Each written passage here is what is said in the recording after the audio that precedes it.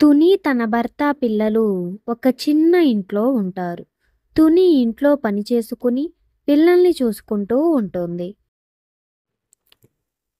పిల్లలు, లేవండి, ఎంతసేపు అలా పడుకుంటారు?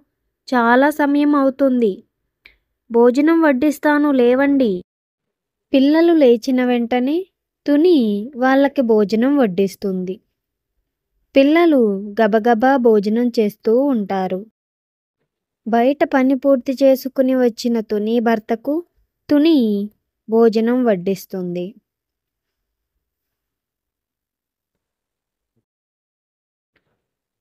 తుని, చింటూ చాలా మంచి స్నేహితులు. చింటూ అంటే తునికి చాలా ఇష్టం. అలా ఒకరోజు తుని ఇంటికి భోజనానికి వస్తారు. ఇంత చిన్న ఇంట్లో ఎలా ఉంటున్నారు తుని?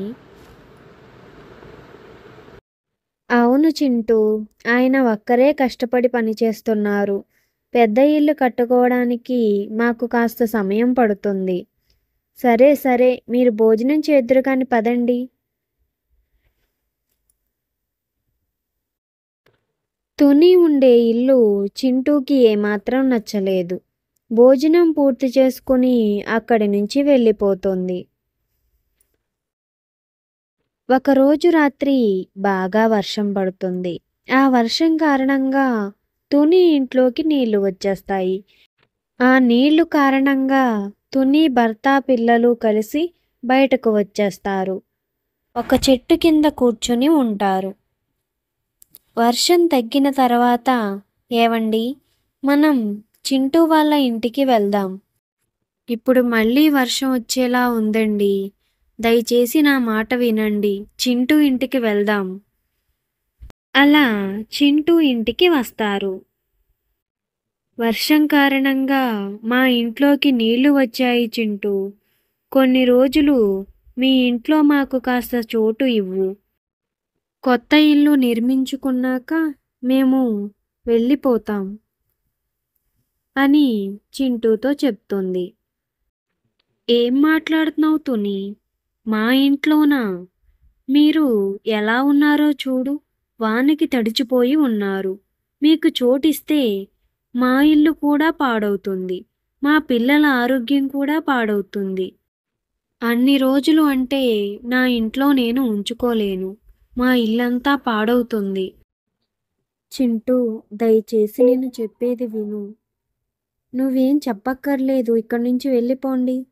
చింటూ మాటలకు తుని చాలా బాధపడుతుంది. తుని, నువ్వేం బాధపడకు. నాకు తెలిసిన చోట ఒక పెద్ద చెట్టు ఉంది. అక్కడ చిన్న ఇల్లు ఉంది.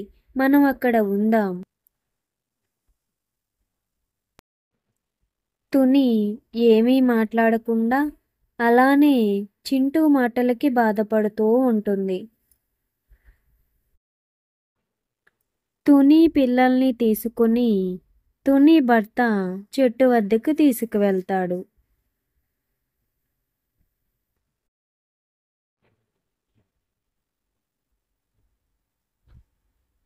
ఆహా, ఈ చెట్టు దగ్గరే ఉన్న ఇల్లు ఎంత అందంగా ఉందో.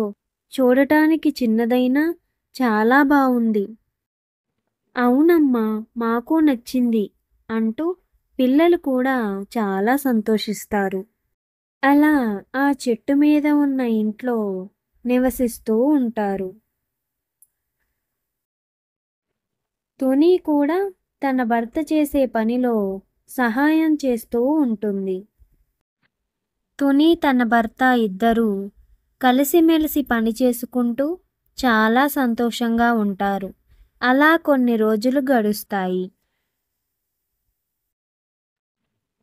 అలా కొన్ని రోజులకు తుని తన భర్త ఇద్దరూ కలిసి ఒక పెద్ద ఇల్లును కట్టుకుంటారు. చింటూ ఇంటికి మంటలు అంటుకోవడంతో చింటూ తమ పిల్లలతో బయటకు వచ్చేస్తుంది. చింటూ తనలో తాను ఇలా అనుకుంటుంది. తునికి నేను సహాయం చేయకుండా ఎంత పెద్ద తప్పు చేశానో ఇప్పుడు నాకు తెలుస్తుంది అంటూ బాధపడుతుంది. సరే, తునిని అడుగుతా తన ఇంట్లో కొన్ని రోజులు ఉంటాను అని. తుని సరే అంటే ఉందాం, లేదంటే వేరే చోటు వెతుకుదాం అని అనుకుంటుంది. చింటూ తుని ఇంటికి వస్తుంది. తుని, మా ఇంటికి అకస్మాత్తుగా మంటలు అంటుకున్నాయి. అవునా? ఎలా జరిగింది చింటూ? మీరంతా ఎలా ఉన్నారు? అందరూ బానే ఉన్నారా? ఎవరికి ఏమీ కాలేదుగా? అంటూ కంగారుగా మాట్లాడుతుంది తుని. సరే సరే రండి, ముందు లోపలికి వెళ్దాం చింటూ. తుని వాళ్ళని లోపలికి తీసుకెళ్తుంది. తుని మాటలకు చింటూ తన భర్త చాలా సంతోషిస్తారు. తుని, నేను నీతో ఎంత గర్వంగా మాట్లాడానో ఇప్పుడు నాకు అర్థమైంది. అయినా నువ్వు నన్ను ఇంట్లోకి రానిచ్చావు. నేను, నా భర్త, పిల్లలు ఎంత బాధపడ్డామో నాకు తెలుసు. ఆ రోజు నేను మర్చిపోలేను.